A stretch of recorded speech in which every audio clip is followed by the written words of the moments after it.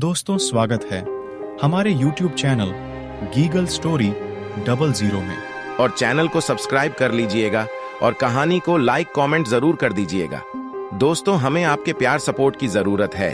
एक समय की बात है, भगवान गौतम बुद्ध अपने शिष्यों के साथ बैठे हुए थे और उन्हें उपदेश दे रहे थे। तब उन्होंने अपने शिष्यों से कहा, क्रोध इंसान का सबसे बड़ा दुश्मन है।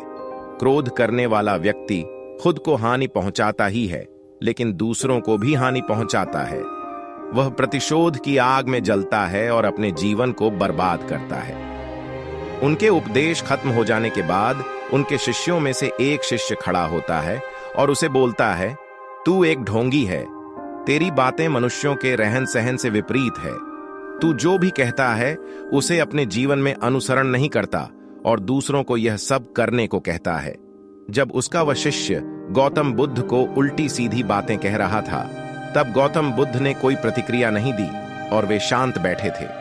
लेकिन ऐसे में वह व्यक्ति और भी ज्यादा गुस्सा हो गया और गुस्से में आकर उसने गौतम बुद्ध के मुंह पर थूक दिया।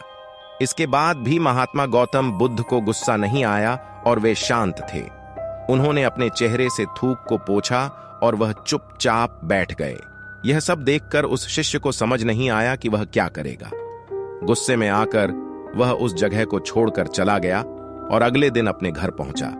जैसे ही वह अपने घर पहुंचा, तब तक उसका दिमाग शांत हो चुका था। दिमाग के शांत होते ही उसे इस बात का एहसास हुआ कि उसने कितनी बड़ी गलती की है। उसे पाप हुआ है। वह खुद को मन ही मन कहने लगा, यह मैंने क्या कर दिया? मैंने महात्मा बुद्ध का अपमान किया है। ऐसा पाप मैं कैसे कर सकता हूं? मैंने बहुत बड़ी गलती कर दी। मुझे जाकर उनसे माफी मांगनी होगी। यह कहकर वह तुरंत ही गौतम बुद्ध के पास चला गया, लेकिन गौतम बुद्ध उस स्थान पर नहीं थे। ऐसे में वह शिष्य जगह जगह भटक कर उन्हें खोजने लगा।